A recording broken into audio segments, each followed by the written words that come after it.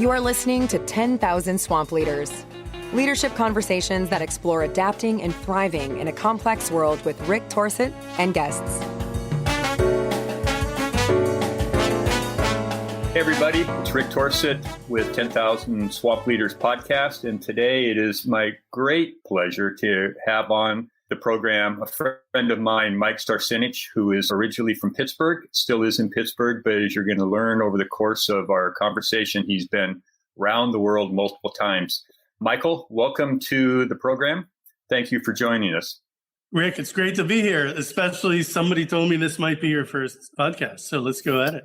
Let's get at it then. As you know, this is about leadership, and I know your long history that you're going to share with these people, your journey on leading. But let's start right at the top. So as you sit here right now, based on your experience, how do you define leading and leadership? What a great question to start with. I think of leadership as action when action is required. Full stop. That's the shortest and simplest definition. And that means when it's time for somebody to lead, if you step up and do something that could be called leadership. And I was so happy I'll try to be short here, but I think I learned that in action. I was doing things and not sure what I was doing. And I went back and reflected on it later in my journals, in a class I had at the Kennedy School. And when some of the instructors there said, leadership is not a position, it's not a role, it's an action. You either do it when it's called for or not. It was one of the aha moments of my life about 20 years ago. So I pretty much stuck with that. So hang on a sec. So I know the school you're at. You studied with Marty Linsky, Heifetz, Adaptive Leadership, Harvard, and you know that that's a big influence for me. But what I'm hearing you say is you were actually having experiences and making choices to lead that were in advance of actually having been exposed to that concept through the work at Harvard. Absolutely. I just led a life of doing things, and then I went back and reflected on them. That's been my pattern and my model. And we can understand that some people have that. I have contended, and I think you picked up the soundbite that I may have gotten from Linsky or David Jurgen or somebody, that leadership can't be taught, but it can be learned. Say more about that. Number one, how do we really learn? When I was a young man in the Peace Corps, there was some model we picked up that said the best ways are to learn by experience, and then experience and or association with an already understood model. So we learn by doing. And when we do, we say, wait a second, did that happen to me once before? Or is that similar to or different than something that's already in my memory bank? And I suspect it goes all the way back to the beginning, early childhood experiences and things. But I took that as encouragement. Go do things, say yes to good things, see what happens and see what you can learn from it. Okay. And that's been my pattern. I went back to the Oxford and I should say CCC program in a similar way. What just happened to me? That's been kind of the pattern. What just happened to me? And then I go back and have some reflection. I want to capture this reflection process you're using, but I want to put it in a context of how you got to be where you are. So let's come back to that, if that's okay. So I know you grew up in Pittsburgh, and I know that growing up in Pittsburgh had a significant impact on your life and your direction and where you are today. So take the people who are listening a little bit on a journey from Pittsburgh to where you traveled in your work, how you came to be in this work, and then we'll pick it apart based on how you lay it out. Oh my gosh, I hope I can do that justice. Thank you for the opportunity. Let's think about that, picking up on the last point. If I waited for an instructor to say, action is what you do, not what you say, and I went, aha, let me go and be a leader, I would have been 43 years old and not having done anything to that point. So it's really about, if you go way back, if leadership is action when it's needed, we're starting to set some of those patterns from a very, very young life. So if I can, we'll look at Pittsburgh, like for my early formative years. And if we have a couple minutes, it might go into my high school years and then my college years, which kind of set the patterns, if that makes sense. Yes, go ahead. Okay, thank you. We grew up in diverse communities at a challenging time. The city was full of ethnic neighborhoods. The 30% foreign born all had children and grandchildren. So we were kind of like Pittsburghers, but from this mixed tapestry and kind of a quilt of neighborhoods, which were, on the one hand, in the early 70s, we were inheriting the results of the civil rights movement. We were seeing great progress in every way. Neighborhoods were slowly being integrated, but not without competition and resistance. These ethnic neighborhoods were resisting the gains of the civil rights movement. the same time, we had a tight community where everybody seemed to be on the same side. We went to church, we went to school, we were taught to do the right thing. I saw my parents, especially my father, not only my father, but especially my father, the lesson was always help people who need help. Then that included my mother and the parish and the community. But then as you get towards the end of your grade school years, you have the possibility to question those assumptions. And you see what happens in Sunday is not what happens from Monday to Saturday. And children want to kind of question and say, what's going on here? So I resolved that in high school in two ways. Number one, going out of that neighborhood, 12 neighborhoods fed into this big high school, Peabody High School, a legendary high school in Pittsburgh in so many ways, academics and sports, integration and social challenges. So 2,000 of us were sort of thrown into this mix. And we faced every urban challenge that anybody could think of in the 70s to early 80s. And with a positive spirit, a winning spirit, there was a lot of teamwork. When I talked to the school is half black, half white, and half Italian, and not good at fractions. But if I talked to my black classmates, I remember there were 1,000 African Americans and 1,000 white kids in one school, and everybody remembers this as kind of a golden era. Yes, there were problems, but everything was getting better, and we expected it to get better. That was the pattern. And people remember joy and love and good ethnic relations, even though there were challenges, of course. So we expected the future to kind of get better. This was one of the best experiences. And, people who look back on their city public education often have great memories when it's a good school and a good school district. That's what Pittsburgh was. And there were many school districts like that in the 70s. This is before the crack challenge hit and before the gangs challenge hit with the Crips and Bloods. That came in the 80s, and that changed how people felt about schooling. So what a great way to kind of reconcile what I was hearing on Sunday and what I was living on Monday. College goes a step further, but I can stop there. Yeah. But you stay in Pittsburgh to go to college. So why? I went 3 hours away. That's right, Penn State. Yeah. Yeah. Okay, so what happened to Penn State then formed? Thank you. The context there is that when I started high school, there were 425,000 people in Pittsburgh. When I finished high school, there were about 325,000. So the steel industry collapsed in the interim. I saw some anniversary newspaper a couple years ago that said May 1983, the worst month in the history of Pittsburgh, 25% employment. It's like, oh, that's the month of my prom. We all went to school outside of Pittsburgh. After 4 years, we never had a job interview in Pittsburgh. We never thought that was possible. It didn't happen. All of our job interviews were in other cities. We had to leave here. So we were part of the Great Exodus. And there are different components of that Great Exodus. So Pittsburgh, if I hear what you're saying, Pittsburgh lost a certain cohort of people who had become college educated due to the economic conditions and the closing of the steel industry, and they never returned or didn't return for a long time. That's absolutely the fact. You said it factually correct. It was cataclysmic in the communities where 250,000 people left the metro region, mostly along the Monongahela Steel Valley steel region. And those towns have never recovered. So we never thought, it was not within my dreams to ever come back to Pittsburgh. And that was a certain challenge in college too. Well, what are we here for and what's going on around us? And part of this reconciliation for me, if we get back to my path, is I was thinking, well, how do I reconcile these things? I threw myself into activism and studying the lessons of Martin Luther King and the U.S. Civil Rights Movement in the 60s, because I grew up thinking that's what we were trying to implement, and everything was kind of an up-ramp. Okay, so shocking up-ramp. So hang on a second. Let's get specific about when you say you threw yourself into activism. What did you actually do to be active? Two things. Number one, we had the South Africa sanctions movement during the last throes of apartheid. This is the middle 80s. There was a movement to get colleges to divest from stocks of Coca-Cola and other folks that were invested in South Africa. And in our campus, there were people from South Africa who kind of helped us through that. And I plunged really into a deep study of Martin Luther King and the methods of the U.S. Civil Rights Movement. That was both in class and out of class. So there was a deep intellectual component, and I can't short sell it enough. I can't downplay it enough, really, that this was to reconcile the wonderful community upbringing I had, my father serving everybody, but the racism challenges that the U.S. and our city and our neighborhoods and our community and our church faced. For example, somebody getting stabbed with an ice pick while she held her baby simply because of the color of her skin, and people in our neighborhood didn't want her in. And most of the parish priest is trying to downplay that. This is a loving community. But one priest saying, let's take up the challenge. So we had all these challenges. For me to reconcile those two I put my faith in the civil rights movement. So as a matter of faith, I want to say faith intentionally, but I would go a step deeper. I would say that the people who decide later to jump in this swamp almost always have some ethical basis. Ethical, it's faith or philosophy or something deep inside that they're committed to.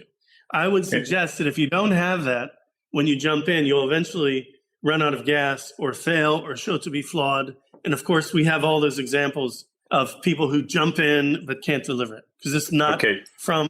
Oh. Yeah, so let's talk about Mike then. So what was the construct of that stuff that you just described that you wove in or pulled from yourself or added to yourself? Because this is a trajectory changing moment for you in some ways. It was. And I think the summary line, which I should explain, but the summary line is probably love your neighbor as yourself. I was trying to reconcile those things and not in a dogmatic fashion. So this is a confessional on your podcast because I realized about a year ago, I don't talk about my deep faith and my upbringing as part of why I'm a change agent. I just kind of leave it aside. One reason for that was the Yugoslav wars, for example. I was entering a place where two different Christian denominations were trying to beleaguer a Muslim nation.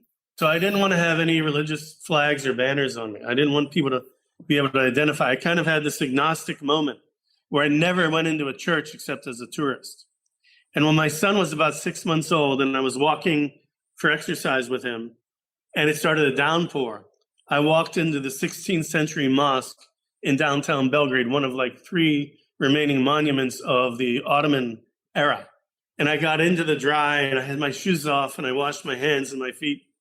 And I said to myself and my son in his stroller, oh, this is the first house of worship you've been in. So I've had a long period where I didn't acknowledge these influences. The same with political. I worked with guys on human rights in Cuba. And one guy said to me, Mike, I've been working with you for 5 years. I never figured out even what political party you belong to or are interested in. So there's been a period of holding back, and now I'm revealing to you on episode 1. And you're also doing a great job of teasing the listener with the journey you've taken geographically, not just politically and in the work you're doing. So let's take us out of Penn State. You graduate.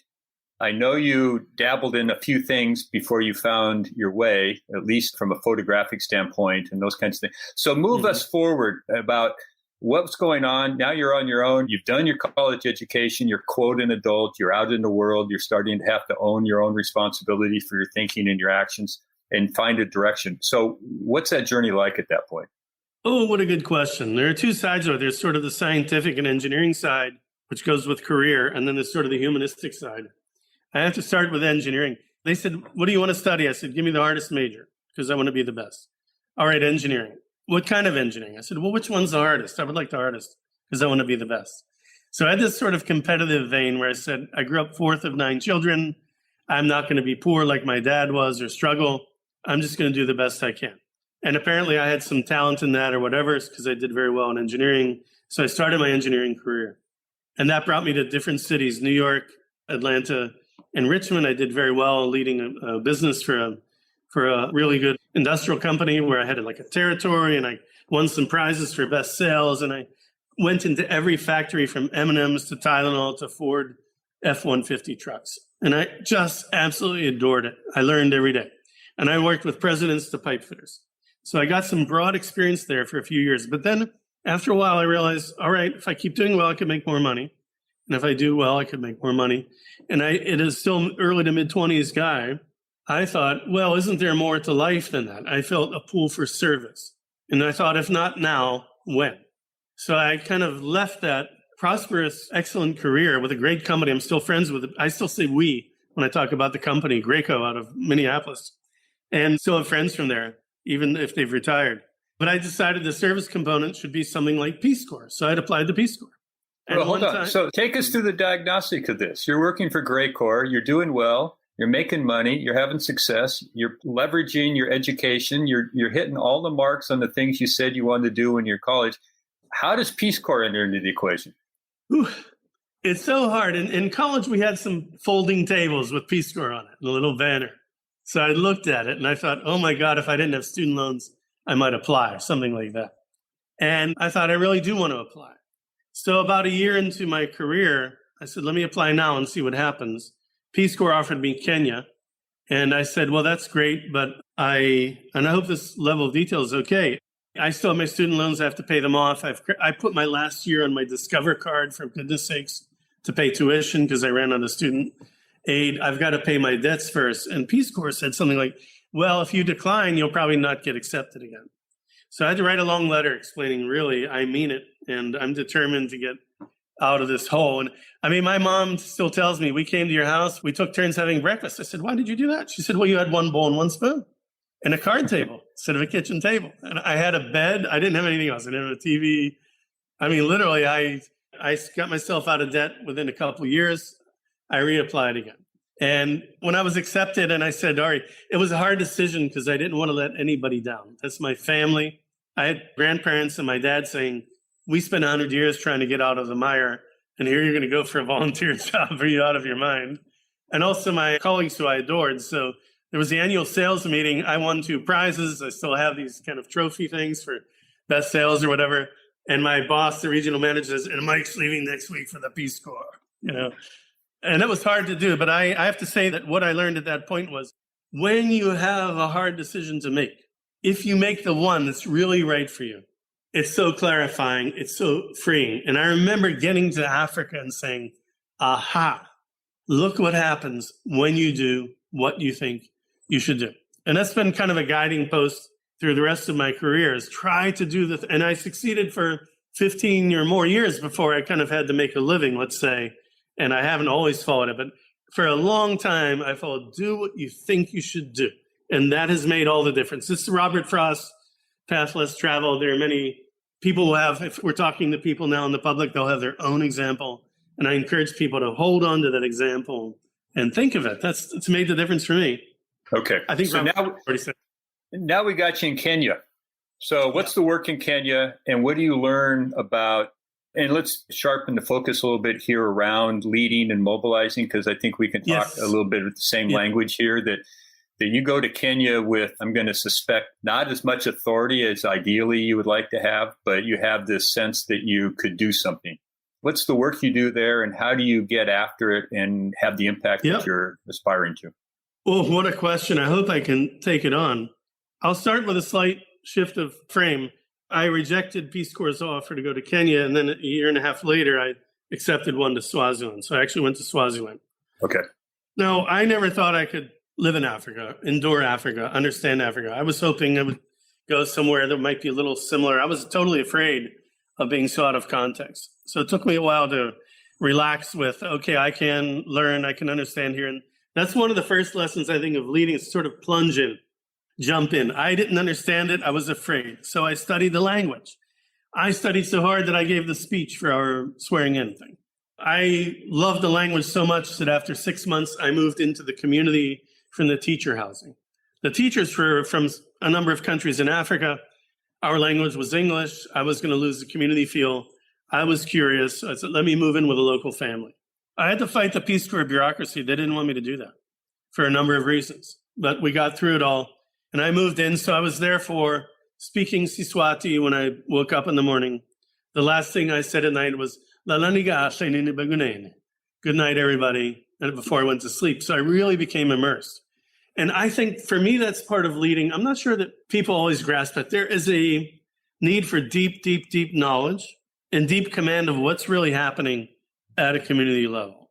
I can mention a couple of things that might help people there, but I even think for the CEO of a company, you have factories, go into the factories and see how it really works, because factories are changing at amazing speed. The quality is higher. Workers are more motivated. Things are safer than they used to be. If you have a conglomerate and you don't know that, then you're just playing at the top level with financial tools. And that's a weakness. Plunge down.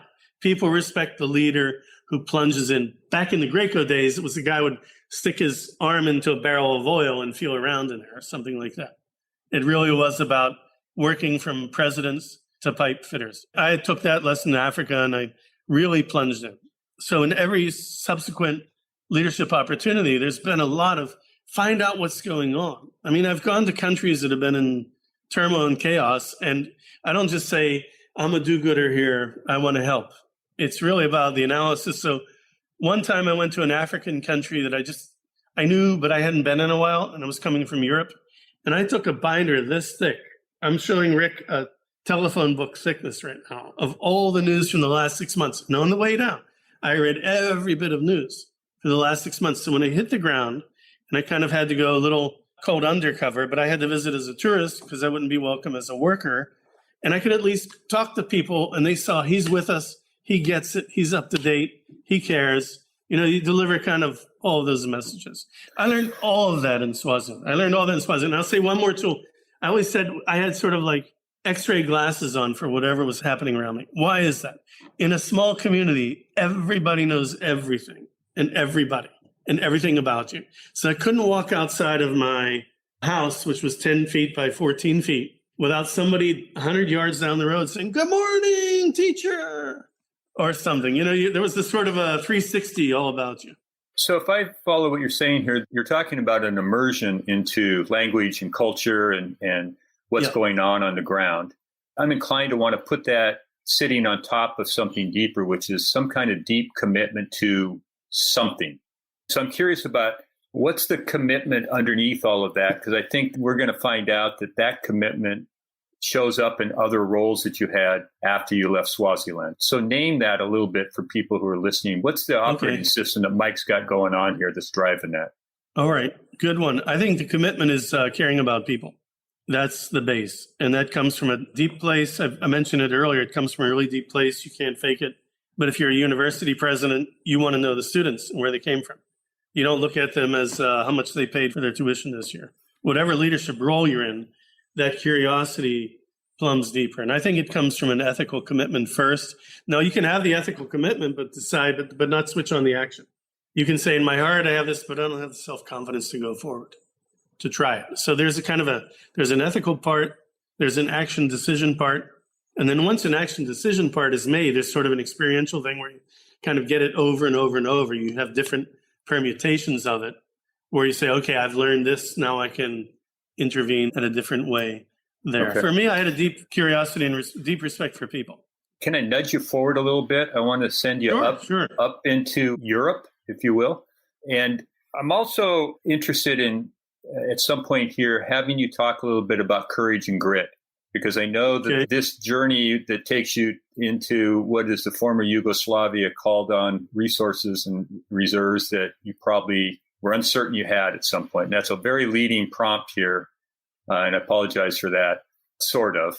Tell us what came next and what was going on and what you were called on, how you had to use yourself to get that work done. Because it's different in Swaziland. It is. And I would like to answer the question. I appreciate it. You're prompting me to really work hard here, and I love it. I would suggest that there was a bridge from Africa to Europe in two ways. First of all, I thought that the image that Africa had in the West was different than the reality I experienced. So I founded what now would be called a social entrepreneurship company about 18 years ago to share lessons of Africa in the United States. That was a company, and I had 100 projects and lectures. I used photography as the medium. I tended to use daily life and ceremonies in photography in that work. And that just sort of opened another chapter. And that led to Europe in this certain way. I was on some National Geographic projects, all this stuff. It was the era of film. My cameras were getting dusty and the winding button broken. And I used a nub to wind it up, this imperfect Minolta. I had to go to Canon and Nikon later. It chows all of your money. So I was open to taking some short assignments. I helped start up Peace Corps South Africa, which was a historic new country opening, the biggest opening since China for Peace Corps. I would take any sort of job that fed my photography habit. And I just love that. And that photography, I could talk about it forever. But let's just put it this way. Then I needed to feed that habit. And so I went to Bosnia on an election management project. And there another U.S. organization saw my work and said, come to Serbia. So I thought of this just sort of temporary. I was invited for 2 weeks. I said, yeah, but I've been sort of through the end of the civil war in Mozambique. I've been through the end of apartheid in South Africa. I've lived at community level in Swaziland. I learned local languages. Don't you need more from me? So that international organization for elections in Bosnia said, okay, come for 2 months then, and you'll welcome the 2-weekers. And it just kept growing and growing and growing. By the end of that, an American organization saw my work and said, come to work for us in Serbia. We think you'd be good at organizing this work. And, this is now 23 years ago. I was really the only American doing that work in Serbia. There was no ambassador. There was a chargé d'affaires. There were like 3 people at the embassy. So we were kind of out there. It was one of these things where you just kind of have to dip in yourself and reach deep and say, what's going on here? And I don't know if I'm answering this well, Rick, but this part of the bridge to Africa is, when I went to Africa, I had been to my grandmother's village in Yugoslavia. I saw very stout women getting up at 5 a.m. in the dark to make breakfast wearing a babushka. I saw the same thing in Africa. I said, in Africa, I felt at home. Everything was the same except the melanin, in a way, from my village that my grandparents came from and my grandmother. I've even met women in Africa several times. I said, oh my God, you remind me of my grandmother so much. And I miss her very much. So I felt very at home in the Balkans and in Africa. And that was a bridge. Before you dig into that, not everybody here is going to remember what the state of the world was in the Balkans and in Serbia 23 years ago. That's so true. bring them up to speed on what you walked into as an environment at that time.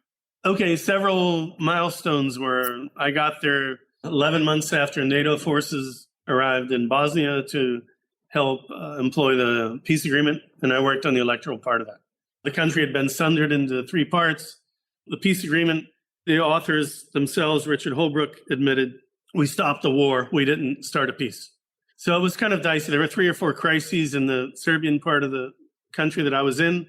I was given the responsibility for the capital of the Serbian part of Bosnia, which is the largest city, and then the few towns around it. So I had a deep responsibility in the elections while these crises were playing out. And I managed to show my photographs at the National Gallery there in Banja Luka in Bosnia. It was the first foreign artist to have an exhibit. So I kind of did that on, this is like exercising leadership without authority, perhaps. But I put making peace in lands of ethnic and cultural conflict. And I used the U.S. and Africa, the end of apartheid in South Africa, racial strife in the U.S., and sort of peacemaking, so as to not also, you can show Bosnians like, we're not looking down on you, which a lot of people felt Americans and other Europeans were. And you come from Africa, they said, oh my God, people who know what's going on in Africa come to Europe and they think they can help us. They looked down on Africa, so they thought we were looking down on them by coming from Africa. This helped alleviate those kind of things. And that exhibit was packed. The museum was packed because there was nothing else to do so short after a war. Now, in Serbia then, a year later, it's how many months after? It's 6-7 months after the largest protests ever that almost dislodged Milosevic, in which the Serbs felt the international community had abandoned them when they were out there for 100 days straight in winter protesting. And the Americans said that Milosevic was the guarantor of peace. So my program that I started there, 180 of the first USAID grants ever to happen in Serbia, was kind of the U.S. makeup or apology in a way for having screwed that up so many months before. I mean, Milosevic lost all the cities, and then the citizens ensured finally that they broke through. But him surviving, that was due to the Americans in their view. Is this an accurate characterization of that moment, that there's Milosevic and then there's Mike Staresinic representing the United States as a response to there was a chargé d'affaires in the country at that moment. A year later, there wasn't, because all the NATO countries went to war with Serbia, so they all left. Their diplomatic posts were all abandoned, and I was the only American there. So let's even before that, at that point, I was one of the few. So let's put an emphasis on this concept that you're familiar with, which is managing the heat of a change process, and also the risks that a leader runs in potentially getting hurt themselves in dealing with that kind of what you and I might call, I mean, you're deep in the swamp at this point. So talk a little bit about how you managed yourself, how you managed the heat, how you kept things moving, and at the risk of being hurt. I mean, it's a really good question. And I want to preface it just by tying it to the previous point that there were almost no Americans there. There could not be a USAID mission director, for example, although USAID had work in the country. Why? You need a safe office with bulletproof glass and all this stuff. They could not send somebody. But I was a kind of a contractor, NGO down the line. I was fodder, if you wish. If they lost me, it would make the papers, but it wouldn't upend a peace agreement or something. So the heat was real. It was really there. But the chargé d'affaires, now this is somebody you have, like in the absence of a proper ambassador, his partner had an office above mine, working on migration issues, and they were doing amazing work. It's a UN organization called IOM. So she was protected by the UN and all this stuff, but we were in the same building. When she left work one day, she got hijacked, and somebody stole her Mercedes-Benz and dumped her on the side of the road a few miles away. Thank goodness they did that. We didn't know what would happen. But I mean, it was just sort of a chaotic moment where some dictators, they have everything under control that's of their interest. Everything else, including crime and organized crime, is out of their control. So once again, the heat, the risk, and the hurt is you have to do deep analysis. We learn very fast, and action happens very fast. Things happen very fast. So you have to be fast. It's sort of like everything you've learned for any job, but imagine you have to do it immediately all the time. And there's almost never a time off.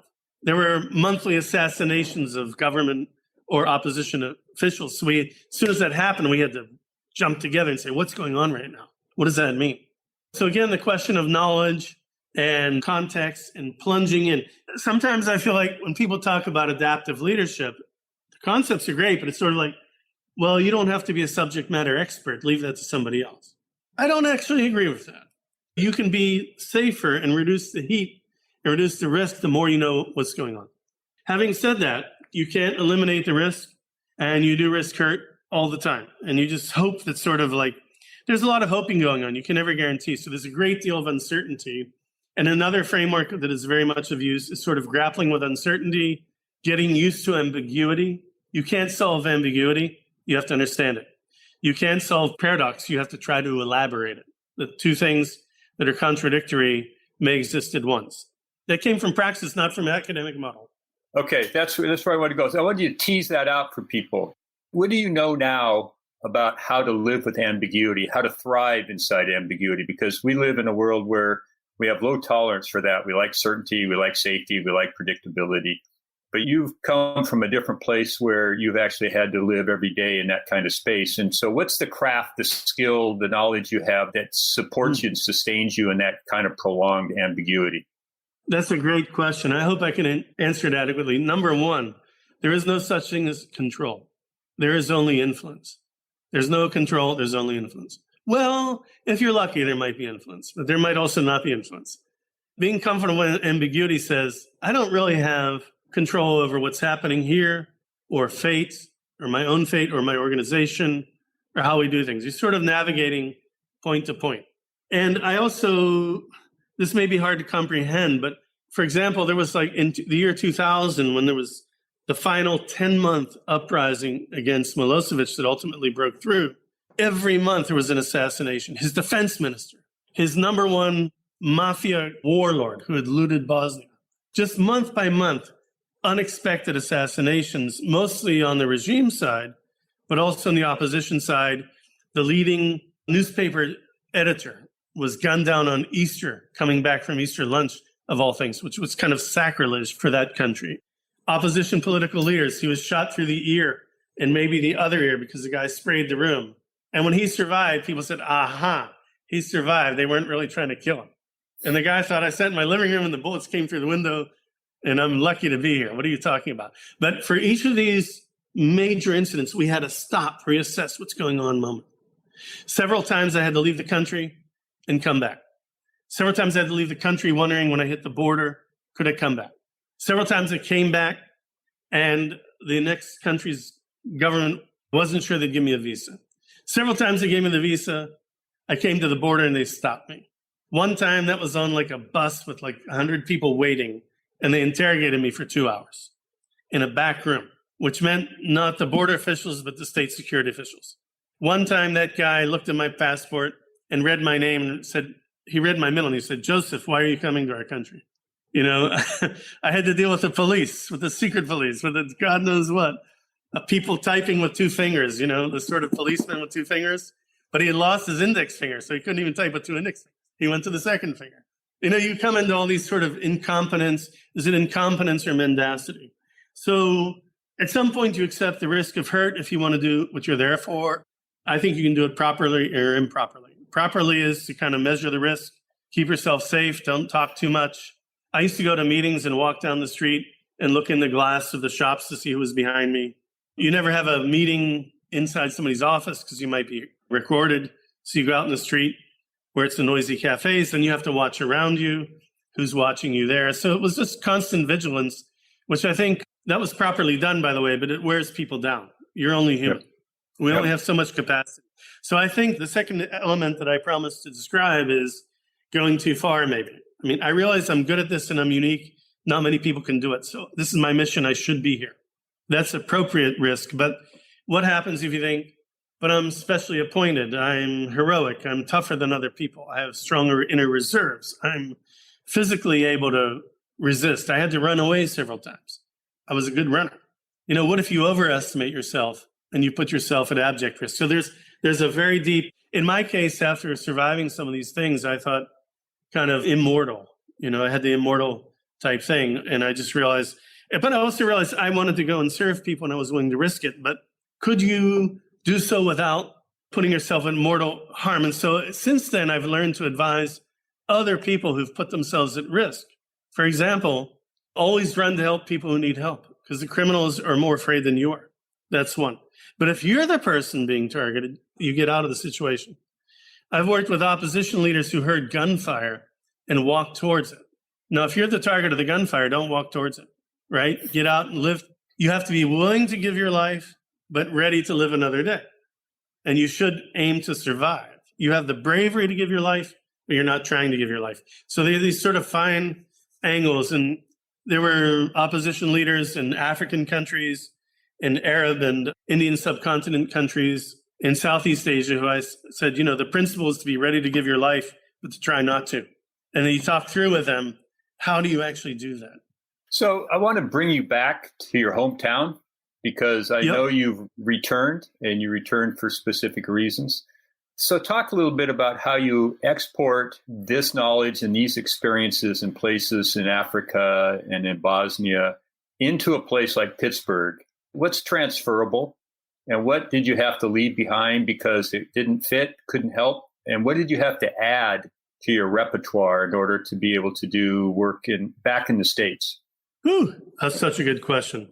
I feel like I should drop the concluding line first so that people see where I'm going. It's very hard for people who think they're superior in everything to learn from somebody else. It's a challenge to come back to the U.S. with lessons from abroad for people who don't want to hear about it or learn about it. If you say I worked in Africa, and they'd immediately dismiss the example sometimes. And it's a bit tragic, but there are ways around it. I brought some of our Oxford and I should say TCL colleagues to Pittsburgh to see what Pittsburghers could learn from them. One of our classmates shared experiences on reducing youth gun violence that resulted in programs. Another came to see how more Asian students might come to the U.S. I tried to prove through these exchanges, and I hope to welcome you here one day, that Americans can learn from others. To me, that's a huge conclusion. Americans can learn from others. We're always exporting our ideas. We bring people here on exchange. I've brought in hundreds of people on exchange programs to the U.S. so they can learn from us. And we have to flip that a little bit. For example, working almost 20 years overseas, I frequently assumed that we were bringing the best American examples to help other folks. The reality I found out was flipped. When I came back to the U.S., we had done so many things overseas that people had not tried here. And we're kind of clueless about it. It's about gender equality. It's about environmental activism in the parks. It's about electoral freedom and voter registration. It's about peaceful protests that's organized with nonviolent discipline.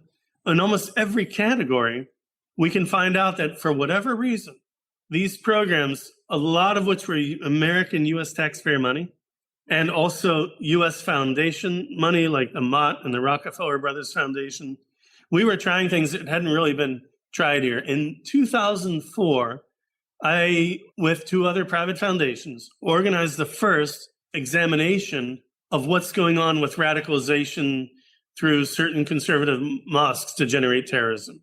That's now called countering violent extremism. I think the term was coined in 2011, and the programs are now really effective for the U.S., but we were doing it in 2004. So there's a lot of pioneering stuff going on overseas, and I would encourage Americans to kind of open their minds. I've had a hard time making the transition, I have to say. I haven't found people ready to learn or apply or do the hard work. So I find Americans a little bit off the pace, if that's the right word. And can I give an example? Last summer, 2020, I thought the George Floyd protests were off to a great start, as they do in much of the world. You have a spontaneous organizing, and people pour their hearts out, and they mean it, and everybody takes notice. This is common in the world. Now, after spontaneous organizing comes organizing spontaneity, where you kind of have to say, well, wait, if we're going to be out here longer than 10 or 15 or 30 days, how do we do it differently? And you have to have leadership, nonviolent discipline, unity, and strategic planning. Those 4 things I offered to U.S. movements for George Floyd. I went to marches myself. I participated. I got in. I called political and civil rights leaders, and I didn't find a take up here. And so we got, not to blame the movements, but when violence happens, their opponents can seize on it. That's why we teach nonviolent discipline to the movement. If your opponents, what's the word? They kind of insert themselves and make violence and make you look bad. You take responsibility for that and keep them out. And people didn't want to take on that hard work. Therefore, they kind of lost the momentum. I mean, George Floyd and 1,000 other people got murdered last year, and all we got was a few statues coming down. And 1 cop went to prison. Now, that's very pointed and heated and probably controversial what I said. So let me explain it just with 1 sentence. The fact is that I don't criticize movements from the outside. What I try to do, as I told you, if I could meet movement leaders from the inside, these are the kind of things we would go through. Now, one of the other translational things that come back to the States, and people say, yeah, but you're a white guy, this is for us now. Fine, be that as may. But I faced that in every single movement that I've worked with. So the question becomes, how can my experiences and my perspectives and my caring and my willing to put my own body on the line be translated to people who are much different than me, and I'm not part of their group, whether it's Burma, Cuba, North Korea, Uzbekistan, Kazakhstan, Russia, Belarus, Ukraine. I can go on for 40 different countries. There's a method of saying, or a way of saying, look, I respect your movement so much that I'm willing to put myself on the line, and I'm willing to risk myself. So that usually generates the respect. I think the dynamics in America at the moment are that I haven't been so effective as I might otherwise could be. But I have had those phone calls where I've reached out to leaders and said, do you have time to talk about this? I'd like to hear your interest. And I still say now, I'll say it on your podcast if you wish, I have 1 hour every day to talk to anybody who wants to talk about this stuff strategically. If you're committed to nonviolent action, if you're committed to social change, I'll give you my number. I want to hear about your organization. You tell me what you're doing, what your needs are. I'll reflect on it through my experiences. And maybe that's getting a little bit of gray beard over here that, I'm in a position to just help out whenever I can. Yeah, I think you've earned the right to make that request and make that offer. Okay, so in the time we have left, a couple of kind of specific questions. One is I want you to talk about, again, accounting for the possibility that there's people out there listening who are thinking about raising their hand and choosing to lead on some things like you did many years ago. Talk a little bit about your leadership failures, things that, because my argument is, I think you would agree with this, that we learn more from those failures than we do from our successes. So what's 1 or 2 key things that you could pass on to people who are thinking about traveling this road that they could learn from without having to make the same mistake? Mm-hmm. Okay. Can you ask the second questions? Because the first one is deep and I want to think, which one do I answer is? What did you learn from your leadership failures? All right. That was repeating the first question. I meant you to ask the second one because I'm struggling with that. But let me try to answer it then. Leadership, as much as it is personal and about decisions of action or not taking action, there is so much room for error there. So much room. Overestimating yourself, underestimating your opponent. This is said to be one of the classical, I don't know if it comes from Clausewitz or Sun Tzu or just political conflict and competition. Never overestimate yourself and never underestimate your opponent. Now, in the absence of information, that's an adaptive leadership task, when we don't know what the hell is going on, actually, we have to act anyway. This is a daunting task, and we can always make grievous errors there. I felt like a fool when I was kidnapped, for example. I was kidnapped and tortured by secret services on the last day of the Serbian Revolution. And one of the cops told me, you might be the last victim of communism in Yugoslavia. And I thought they meant to kill me.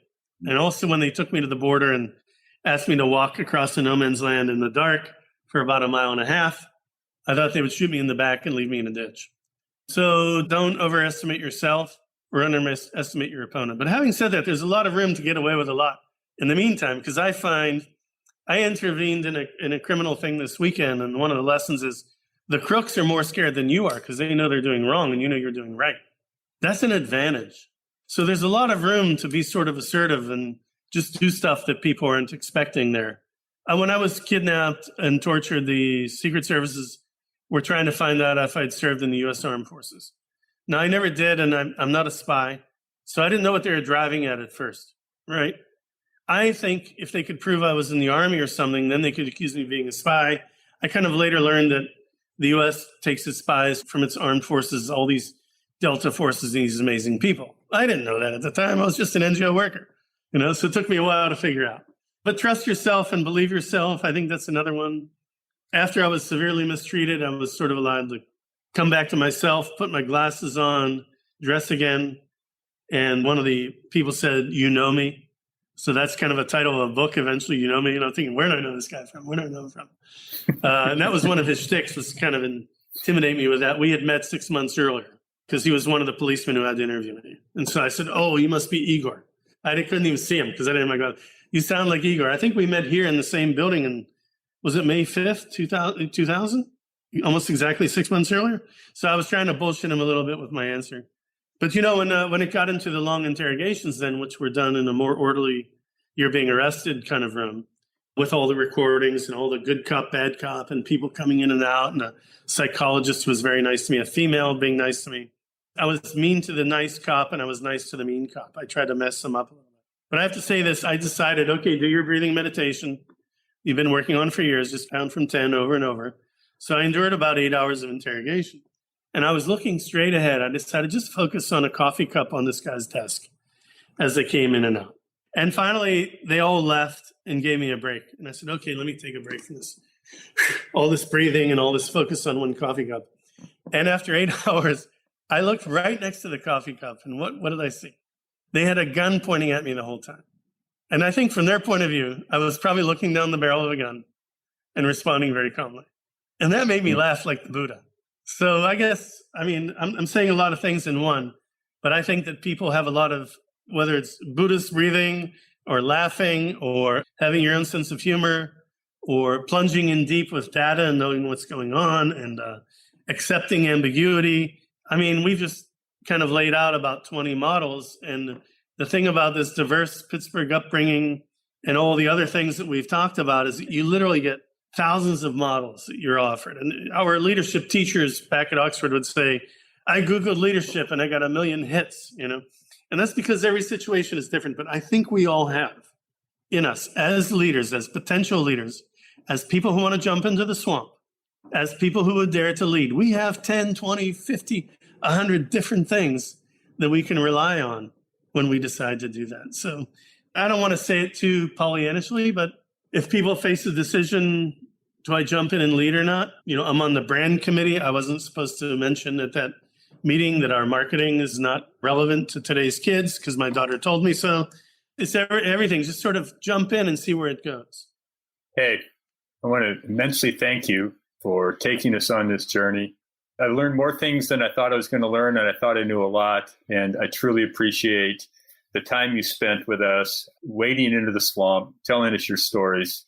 And why don't you, before we get out of here, do you have a website or anything you want to put forward for people to know where you are? Let me think about that for a moment. I'm using different social media. I have about 10,000 social media followers and various fora. I think the best one might be Twitter for our audiences. So it's at Mike Staresinic, or is it Mike Star 33? I don't even know my address. At Mike Staresinic on Twitter. Spell your last name for the listeners. Yes. Everybody have a pen? It's 10 letters that don't go together. I'm the anti-Scrabble guy. So Mike Staresinic, Staresinic.